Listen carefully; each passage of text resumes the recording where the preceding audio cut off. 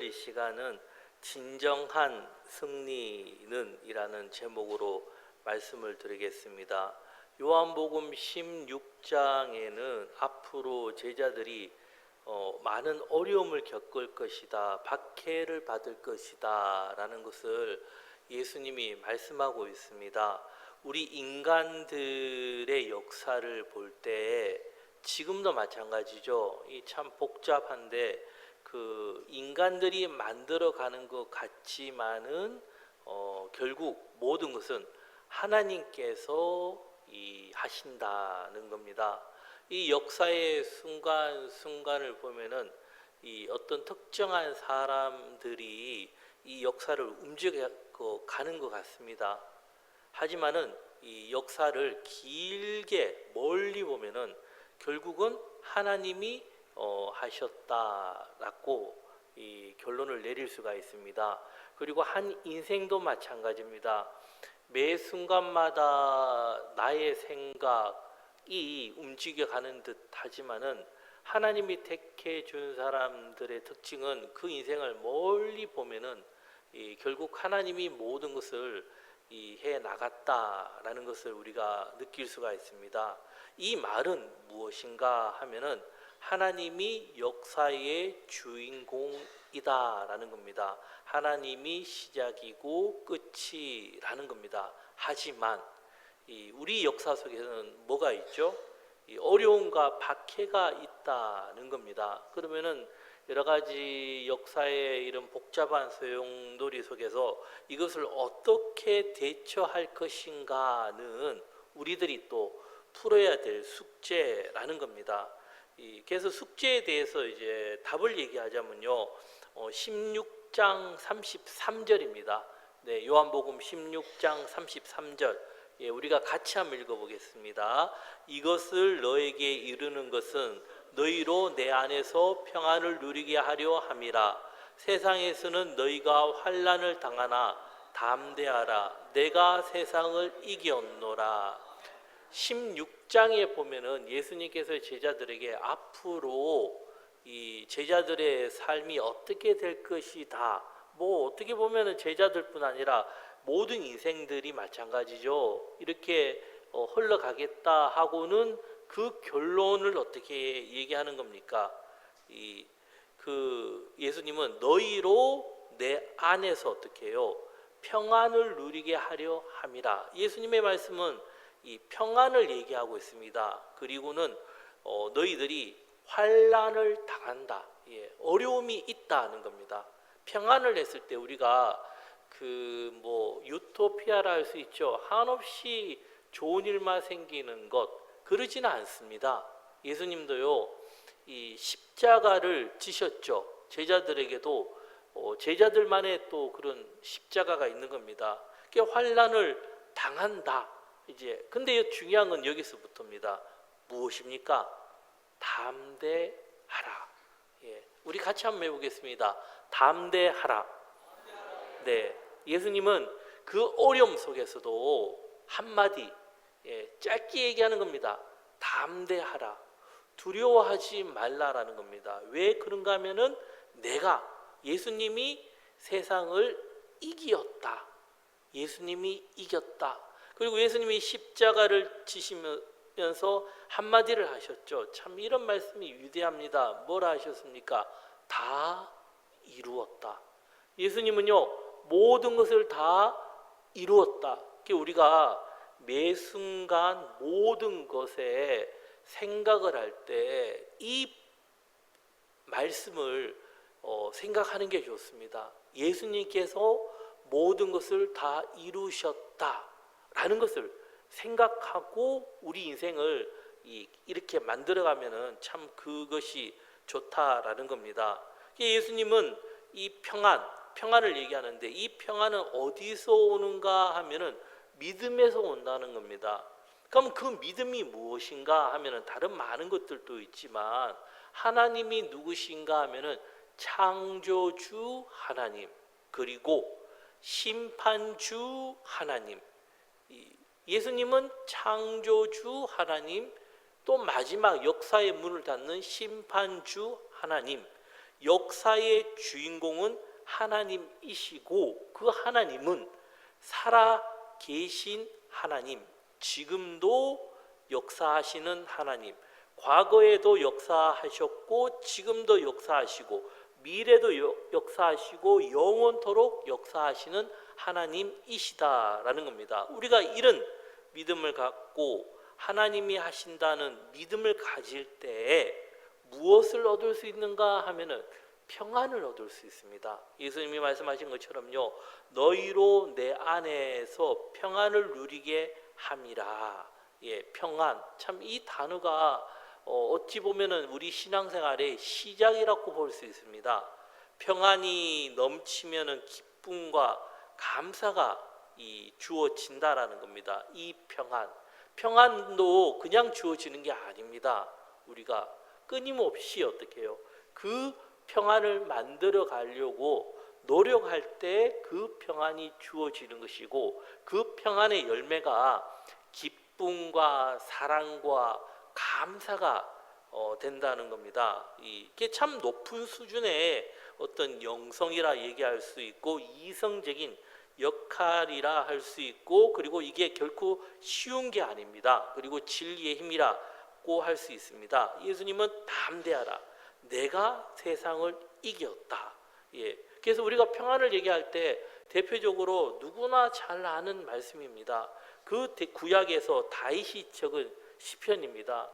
그 시편을 우리가 잘 이해할 필요가 있는데요. 자, 우리가 말씀을 한번 가보겠습니다. 뭐 다들 외우시죠? 시편 23편 가보겠습니다. 819면입니다. 예, 가장 많은 사람들이 읽었고 가장 많은 사람들이 영감을 받았고 가장 많은 사람들이 이 말씀을 통해 어떻게 해요? 변화된 그 말씀입니다. 이 말씀은 다윗이 지었는데 그 다윗의 고백을 얘기하고 있는 겁니다. 자, 우리가 23편 1절 한번 같이 읽어보겠습니다. 여호와는 나의 목자이시니 내게 부족함이 없으리로다. 다윗 참 위대한이죠. 예, 어찌 보면은 사울은 조건적으로 좋았지만은 다윗은 그다지 좋은 조건도 아니었고 그가 형제들로부터도 약간 소외되었고 하지만은 그 목동 시절에 최선을 다했죠. 그리고 이야기로 보면은 뭐 그때 당시에 뭐 정확한 데이터는 잘 모르겠습니다. 하지만 제가 아는 관점에서는 목동이 다윗의 물맷돌이라 하잖아요. 그거로 그런 사나운 짐승을 잡았다. 예, 이게 대단한 겁니다. 이게 다윗은 그 양을 지키는 데 있어서 그 사나운 짐승을 잡는 그 훈련을 참 많이 했죠. 그 말이 다윗은 굉장히 용맹스러웠고 그리고는 그 마음이 하나님께 향해 있었다라는 겁니다. 그러면 그 다윗이 후에 사울하고 할 때 골리앗이 나서서 이스라엘 민족들을 저주하는 겁니다. 그 당시에 전쟁이 어떤 전쟁이죠? 우리가 보면 삼국지에 그런 얘기가 많이 나오죠. 장군이 나와서 1대1로 이제 같이 싸우는 겁니다. 뭐 다른 말하면 맞짱을 뜨는 거죠. 그래서 그 장군이 이기게 되면 기세가 확 올라오는 그 예전에 한 전투의 방법입니다. 그때 골리앗 굉장한 거구고 대단한 인물이었습니다. 그 골리앗이 났으니까 이스라엘 민족 중에 난다 하는 장수들도 이게 나서지를 못하는 겁니다. 워낙 뛰어나니까 덩치도 크고 힘도 좋고 뭐 스피드도 좋았지 않겠습니까? 거기다가 굉장히 싸움에 용맹스러운 근데 다윗이 아버지의 심부름으로 왔다가 보니까 다윗의 눈에는 우스운 겁니다. 어떻게 그런 마음을 품을 수 있었는지. 그리고는 자기가 나간다. 그랬을 때 형제들이 뭐라 합니까? 왜 쓸데없이 나서느냐. 이게 아무것도 모르는. 안 그래도 여러 가지로 기분이 나쁜데 그래서 자꾸 나선다니까 갑옷을 주는데 이 또 맞지도 않는 겁니다. 그래서 돌 몇 개 딱 들고 나서는 겁니다. 그러니까 골리앗이 어떻게 해요? 기가 안 차는 겁니다. 어디서 조그만 꼬마 같은 게 나와가지고 움직이는데 이게 이스라엘 민족들이 나를 뭐 개로 아나 하면서 어찌 보면은 골리앗 장군이 거기에서 감정적으로 이게 자기 컨트롤을 잃어버린 겁니다. 어찌 보면 용사라 용맹 할 때 그 짧은 순간에 이 전쟁을 해 나갈 때 중요한 게 이제 감정적인 면에서 중심을 잘 잡아야 되는데 그때 그 감정을 놓쳤고 또 무시를 했죠.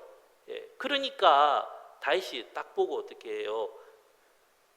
물맷돌로 해서 한방 탁 던졌는데 정확하게 탁 맞고 그 자리에서 끝나버렸죠. 이 다윗입니다. 그리고는 다윗의 칼도 없었습니다. 골리앗의 칼을 빼서 착 자르고 보이지 않습니까? 그러니까 놀라는 겁니다. 모든 사람들이 이 소년이가 누구인가? 그때 사울 왕이 어떻게 해요? 처음에는 좋게 받아들였지만 여론이 그쪽으로 흘러가니까 변하게 된 겁니다. 그러니까 이제 다윗이 도망을 다닌 거죠. 도망을 다니면 이제 거기서 끝내야 되는데 사울은 그 이스라엘 민족의 특공대를 모아가 또 다윗을 죽이려고 쫓아다닌 겁니다. 그 다윗은 충분히 사울 왕을 죽일 수 있었지만 또 다윗의 한 면을 보면은 이 하나님께서 기름 부은 자를 죽이지 않는다 하지만 또 다른 면으로 본다면 정치적인 색깔입니다. 굉장히 똑똑한 인물이었죠. 사울을 내가 처리하면은 그 다음 것을 이제 구상하기가 힘들다. 뭐 그것까지도 봤겠죠. 죽을 기회가 있었지만은 죽일 수 있었지만 죽이지 않고 여러 번. 결국 사울은 죽고 나서 이 다윗을 왕으로 삼고 다윗이 그 이스라엘 유대 민족들을 잡는 거죠. 근데 다윗의 왕권이 굉장했습니다. 그런데 또 다윗이 탄탄해질 때 어떻게 해요? 바세바 사건 등 참 이 복잡한 그런 어떤 여러 가지 면에서 이 어떤 그런 남녀 관계에서 좀 이 다윗의 이런 참 이 정략 결혼이라 하죠. 그런 부분도 많았고 이게 어쩔 수 없이 그런 사건 속에서 휘말려서 죄를 짓고 그 다음에 어떤 사건이 터집니까? 그 후에 이 일이 있으리라. 이 왕이지만 그 아들이 배신하면서 아차하면 다윗도 죽을 뻔한 그 과정을 다 겪은 겁니다. 우리가 볼 때는 왕이지만 부족한 게 없다. 그게 아닙니다. 끊임없이 고난 속에서 우리 역대의 왕들을 보면은 거의 다수가 수명이 짧지 않습니까? 왜 그런가 하면은 너무 잘 먹어서 또 스트레스로 인해서 빨리빨리 죽었다라는 그게 있습니다. 그만큼 위에 있는 자리가 쉽지가 않다라는 겁니다. 이 다윗의 그 많은 고생 속에서 어떤 고백을 합니까? 하나님에 대해서. 하나님은 나의 목자. 목자라면 그 시대 너무나 평범한 양치기 누구나 다 아는 아주 평소에 주위에 있는 그런 당연한 거 가지고 시를 만든 겁니다. 여호와는 나의 목자시니 자신의 과거를 얘기하는 거죠. 내게 뭐죠? 부족함이 없으리로다. 다윗은 모든 게 채워진 이가 아닙니다. 항상 부족했고 어려움을 당했지만 다윗의 고백은 무엇을 향하는 겁니까? 하나님을 봤고 하나님은 나의 목자가 되시기 때문에 과거의 자신의 경험에 의해서 어떻게 해요? 내게는 부족함이 없다. 시편이 기도오지 않습니까? 우리가 기도할 때 거의 다수가 참 하나님 주시옵고 주시옵고 주시옵소서 이게 우리의 기도의 모습입니다. 그거보다는 참 여호와는 나의 목자시니 내게는 부족함이 없습니다. 선포죠.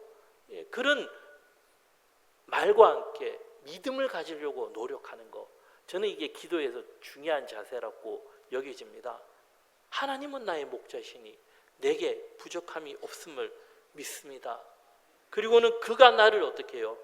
푸른 풀밭에 누이시며 쉴만한 물가로 인도하시는도다. 양은요 다른 게 필요 없습니다.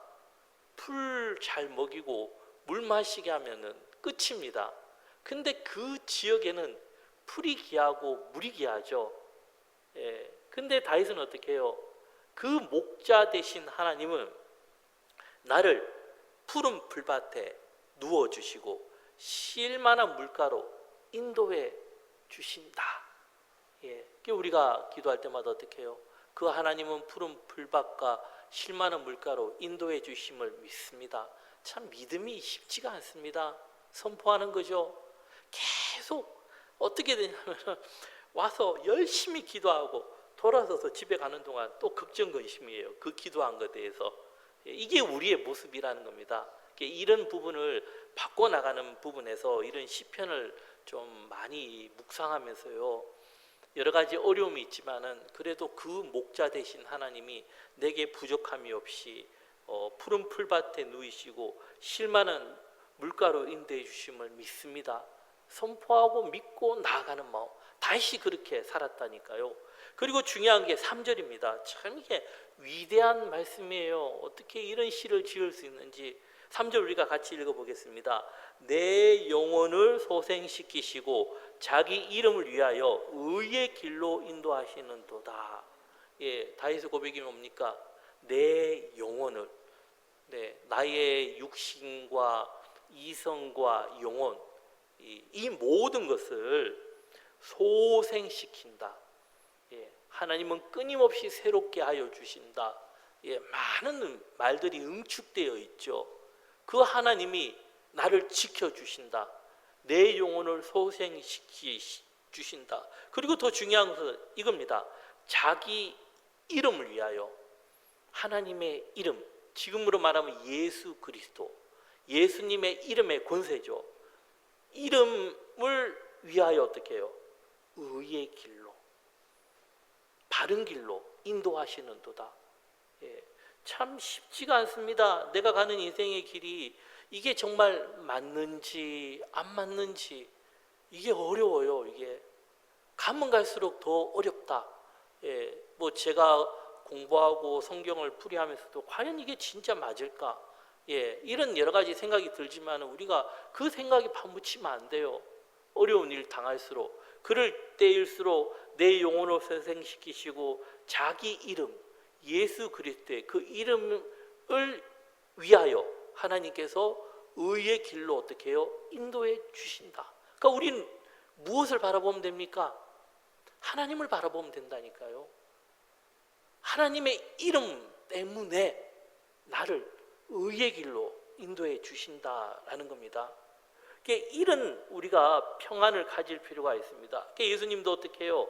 내가 세상을 이겼다. 그리고 요한복음 14장 1절에도 보면요, 너희는 마음에 근심하지 말라. 하나님을 믿으니 또 나를 믿으라.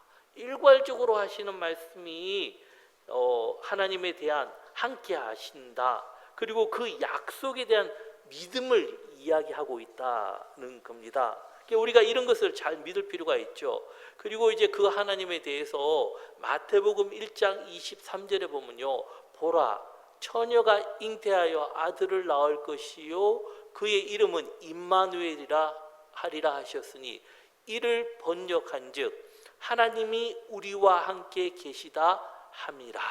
뭐라고 고백합니까? 새로운 분이 오시는데 그 분은 우리와 함께 계시다. 살아계신 하나님이 이 땅에 오셨고 그 하나님이 이 땅에 계셨고, 그리고 그거로 끝나는 것이 아니라 하나님의 사역을 하시고 나서 영원토록 우리에게 다시 오시겠다. 진리의 영이죠.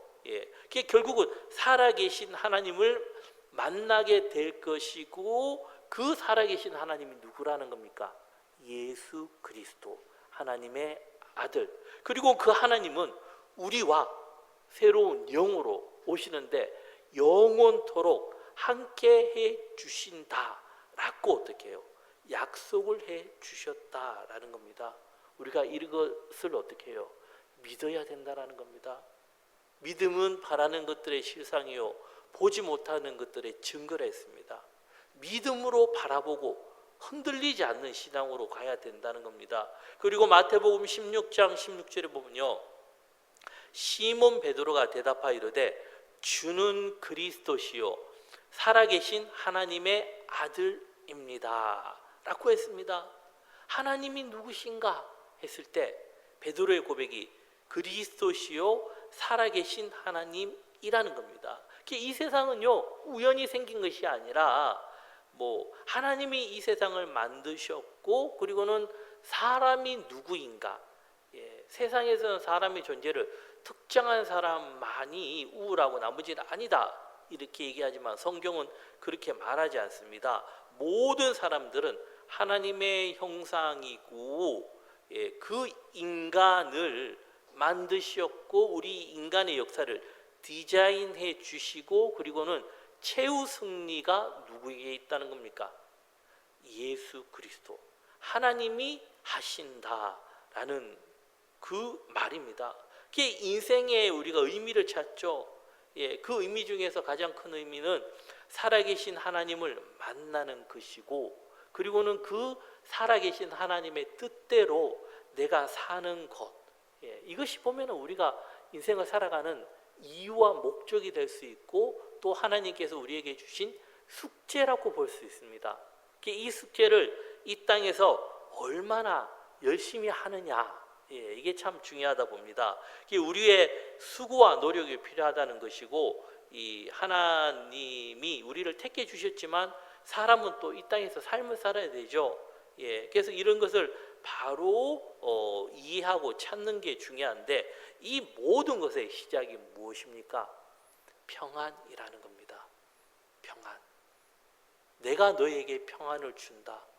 이 평안을 잡으셔야 돼요. 흔들리면 안 돼요. 어떠한 상황 속에서요 중심이 흔들리면 안 됩니다. 평안을 잡으셔야 돼요. 특히 어려움과 아픔과 고난 속에서, 환난과 핍박 속에서 마음의 중심을 잡아야 된다니까요. 그것이 생명으로 가는 길이라는 겁니다. 그걸 내 노력으로 잡으려고 하니까 안 된다니까요. 그 모든 것을 이루어 주신 하나님을 바라보고 우리가 선포하는 겁니다. 여호와는 나의 목자시니 내가 부족함이 없도록. 그가 나를 푸른 풀밭에 누이시고 쉴 만한 물가를 의의 길로 인도시 하나님을 믿고 그 하나님께로 향하는 마음, 이게 중요하다라는 겁니다. 그래서 하나님께서는요 인생을 아름답게 창조하셨고, 그리고 세상을 아름답게 창조하셨습니다. 창세기에 보면요 하나님께서 보시기에, 그 전지전능하신 하나님이 보시기에 아주 좋았더라. 이게 하나님 만드신 피조물입니다. 그 중에서 가장 좋은 것은 사람입니다. 하나님 보시기에 가장 좋은 모습으로 세상을 만들고 가장 좋은 사람을, 이 인생을 만들어 주셨다라는 겁니다. 하지만 이 세상은 어떻게 해요? 인간의 죄로 인해서 불의가 무엇인가 하면 특정한 소수의 사람들으로 인해서 어떻게 해요? 우리가 아픔과 상처, 참 어려움을 당하죠. 이게 역사라는 겁니다. 그러니까 이런 역사가 반복된다라는 겁니다. 그때일수록 우리는 어떻게 해요? 그런 힘 있는 특정한 사람들에게 현혹되거나 매이면 안 됩니다. 모든 승리는 하나님이 해주셨다라는 선포와 평안을 잃으면 안 된다니까요.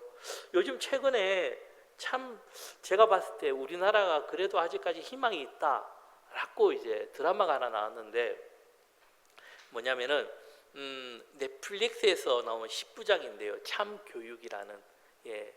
참 이게 어떤 거냐면은 지금 굉장히 인기가 좋고 전 세계적으로도 이게 굉장히 인기가 좋게 이제 나옵니다. 현 우리나라 교육에 대해서 이야기하고 다루고 있습니다. 어느 순간부터 우리나라 교육이 무너지기 시작했죠. 아시는 분들은 아시겠지만 그 중심 배경에는 또 누가 있죠. 교육을 지금 거의 다 무너질 만큼 무너졌어요, 우리 교육이. 그 중에서도 이 드라마에서 끝까지 이제 보다 보면은 폭력이나 이런 학부모나 이런 것보다도 무엇을 강조를 많이 하냐면은 학교 내 마약의 심각성을 이야기하고 있습니다. 아직까지 중고등학생들, 생각을 분별력 없는 애들, 한번 손대게 되면 어떡해요? 그 인생 다 끝나는 겁니다. 이것을 굉장히 비중 있게 다루고 있습니다. 그리고 또 제가 이제 어제 유튜브 보니까 뉴스에 나왔더라고요. 어떤 교사가 하는 말이, 그 드라마를 봤는데 사실 그 드라마에서 얘기한 것보다 더 심각하다. 그 얘기를 들으면서요, 우리 현 사회가 현재 그렇게 흘러가고 있습니다. 이게 드라마지만 굉장히 우리 사회를 현실성 있게 이야기하고, 그리고는 어떻게 해요? 공감대가 형성되는 겁니다. 모든 사람들이 봤을 때 참 우리가 이런 어떤, 그리고 누구나 생각하도록 만들고, 그리고는 전 세계적으로 영향력을 끼치는 거죠. 이게 중요합니다. 우리의 이제 한류 문화가 굉장히 지금 힘이 있습니다. 그리고 세계를 움직이는데, 특히 이제 K-팝 헌터스 이후로 우리나라의 어떤 김밥, 그리고는 이제 라면, 또 하나 부대찌개가 또 전 세계적으로 이게 좀 사람들이 열광하는 겁니다. 그리고 이제 이런 걸 보면은 생각을 하겠죠. 우리가 이제 왜 이럴까? 그러면서 우리 현재 우리의 어떤 정권이나 이런 부분에 대해서 타켓이 될 수 있다라는 겁니다. 저는 개인적으로 이제 그렇게 봤습니다. 그걸 보면서, 이런 드라마를 보면서 아직까지 우리는 희망이 있구나. 이런 악의 세력들이 자기들이 움직이는 듯하지만 얼마 못 가겠구나. 저는 그걸 느꼈습니다. 그리고 그리 돼야 됩니다. 이게 참 피땀 흘려서 만든 우리나라 무너지면 안 된다 봅니다. 어떻게든 다시 일어나야 되고, 바른 정치, 바른 정권, 바른 교육이 이루어지면서 유럽처럼요, 그래 넘어지면 저는 안 된다 봐요. 굉장히 저는 우리나라 국민들이 똑똑하고 성실하고 변화에 빠른 이 민족이라 봅니다. 특히 중국이란 나라, 그 중국 제가 볼 때는 절대 우리나라 못 먹습니다. 만약 먹었다면 예전에 먹었겠죠. 걔네들이 우리 먹으려고 하면 걔네들이 무너진다. 저는 예전에도 그런 역사 있었지 않습니까? 저는 그래 봅니다. 그리고 이제 요한복음 15장 21절에 보면요, 그 전에 제가 말씀드렸는데, 그러나 사람들이 내 이름으로 말미암아 이 모든 일을 너에게 하리니 이는 나를 보내신 이를 알지 못함이라. 그게 왜 이런 일이 일어나는가 하면은 하나님을 알지 못하기 때문에 무지가 가장 무섭다라는 겁니다. 그리고 이제 다른 것들이 있지만, 그 유대인들이요, 마태복음 24장 1절과 2절에 보면은 예수님께서 어떤 얘기를 하시냐면, 성전에서 나와서 가실 때 제자들이 성전 건물들을 가리켜 보이려고 나오니 대답하여 이르시되 너희가 이 모든 것을 보지 못하느냐? 내가 진실로 내게로는 돌 하나도 돌 위에 남지 않고 다 무너뜨리라. 그 시대 성전이죠. 성전이 모든 것의 중심이었습니다. 하나님이 없었어요. 그래서 예수님이요, 제자들도 성전을 봤을 때 NO, 이 성전 돌 위에 돌 하나도 남지 않는다. 이게 굉장한 말입니다. 그만큼 아픔을 겪을 것이다 말씀하셨고, 후에 그대로 이루어졌고, 유대인들의 역사가 이렇게 흘러갔습니다. 이게 뭐냐면, 그 무지한 유대인들이 예수님을 죽인 죄값을 받는 거죠. 근데 지도자들이 어떻게 하죠? 이렇게 얘기하니까, 그래, 죄값 우리에게 돌리라. 또 이렇게 얘기하는 겁니다. 이게 그 역사에. 근데 이 출발이 무엇인가 하면은 그 무지라는 겁니다. 보내신 이를 알지 못하는 것. 오늘은 말씀을 이제 여기까지 하겠습니다. 우리가 참 복잡해요, 요즘. 이 복잡할수록 참 여러 가지 어려움이 있을수록 평안, 우리 마음의 중심을 지켜나가고, 하나님이 나를, 우리 가정을, 그리고 교회를 지켜주신다라는 믿음을 갖고 세상을 능히 이겨나가는 우리가 되기를 소망하겠습니다. 기도드리겠습니다.